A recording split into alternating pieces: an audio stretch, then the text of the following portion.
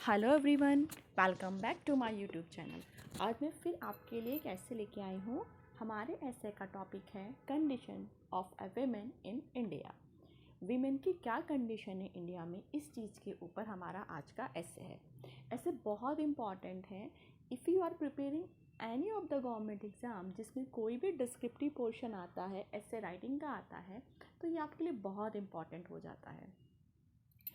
तो अपना ऐसे स्टार्ट करते हैं हम। ऐसे हम एक बहुत ही अच्छे प्रोवर्ब से स्टार्ट कर रहे हैं, जो कि हमारे जवाहरलाल नेहरू जी ने बोला था। उन्होंने कहा था, women depicts the social, economic and mental condition in a nation. What does it mean? It means women की कंडीशन को देखकर, वीमेन की हालत को देखकर किसी भी राष्ट्र की सोशल, इकोनॉमिक और मेंटल कंडीशन का पता लगाया जा सकता है। ये जवाहरलाल नेहरू जी ने कहा था। आगे स्टार्ट करते हैं। The condition of women in India reflects a complex interplay of tradition, socio-economic factor and evolving societal attitude। जो इंडिया में विमेन की कंडीशन है वो क्या दिखाती है, वहाँ का ट्रेडिशनल, सोशल और जो इकोनॉमिक फैक्टर है वो दिखाती है। While strides have been made in women, strides का मतलब होता है प्रोग्रेस, जबकि प्रोग्रेस देखी गई है किसमें, विमेन एजुकेशन में एंड वर्क फोर्स पार्टिसिपेशन में। चैलेंजेस परसिस्ट, बट जो चैलेंजेस हैं वो अभी भी देखने को मिलते हैं। व्हाट काइंड ऑफ चैलेंजेस, वो कौन से चैलेंजेस हैं? First, gender based violence remains a critical concern with a lot of domestic violence, dowry related crimes and female infanticide persisting in central region। अभी भी यहाँ तक कि आप वुमेन को अच्छी एजुकेशन दी जाने लगी है। अगर आप वर्क प्लेस पे देखते हैं तो वहाँ पर भी उनको अब अच्छा खासा पार्टिसिपेशन दिखने को मिल रहा है। बट बहुत सारे चैलेंजेस ऐसे हैं जिन्हें अभी भी, बहुत सारी प्रॉब्लम ऐसी हैं जिन्हें अभी भी रिजॉल्व किया जाना है।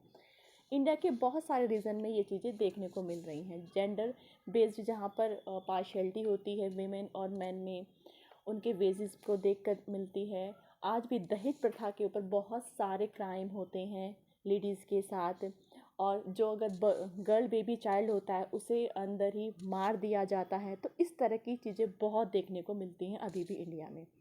डिस्पाइट लीगल फ्रेमवर्क, बहुत सारे लीगल फ्रेमवर्क भी हैं, पॉलिसीज़ भी हैं एंड अवेयरनेस कैंपेन भी चलाए जाते हैं। Culture norms sometimes hinder effective implementation. इन सब चीज़ों का भी फ़र्क पड़ता है। ऐसा नहीं है कि जो हम बहुत सारे कैंपेन चलाते हैं, लोगों में अवेयरनेस फैला रहे, उसका फ़र्क नहीं पड़ा है। उसका फ़र्क पड़ा है, तभी तो इतना लेवल इंक्रीज़ हुआ है, इतनी कंडीशन इंक्रीज़ हुई है। बट अभी भी कम्प्लीटली ऐसा नहीं हो गया, 100% ऐसा नहीं हो गया कि उनको बराबर दर्जा मिल गया हमारे समाज में। वायलेंस अगेंस्ट वीमेन पूरी तरह ख़त्म हो गया, क्राइम ख़त्म हो गए हैं वीमेंस के प्रति, ऐसा नहीं हुआ है। Education can play a crucial role and it has been a beacon of progress।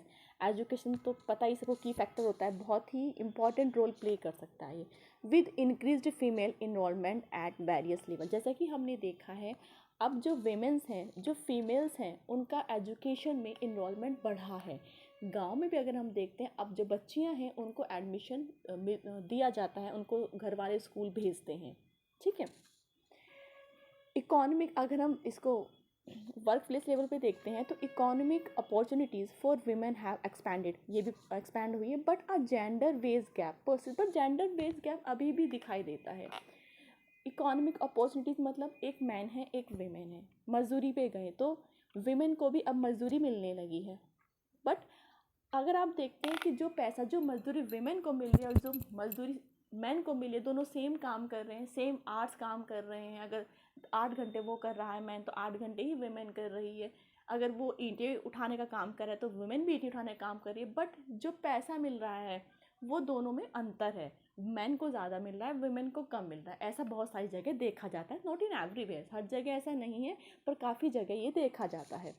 More over in rural areas female faces a lot of hurdles in providing equal opportunities.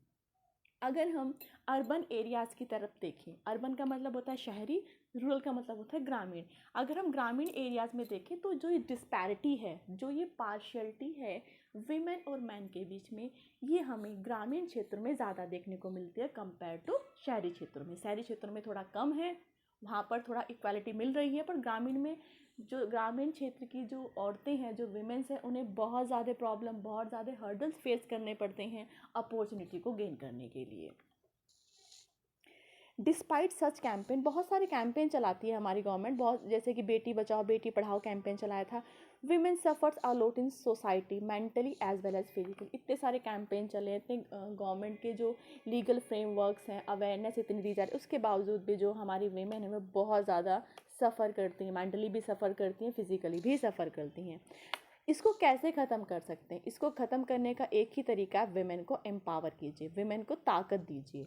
तो एम्पावरिंग वुमेन थ्रू एजुकेशन, अब वो कैसे देंगे? हम उन्हें education के through दे सकते हैं, इकोनॉमिक अपॉर्चुनिटीज़ प्रोवाइड करा सकते हैं, और स्ट्रिंजेंट लीगल मेजर होने चाहिए against gender based violence can contribute to a more equitable society, जो कि इक्विटेबल सोसाइटी में बहुत ज़्यादा अच्छे से कॉन्ट्रीब्यूट कर सकता है।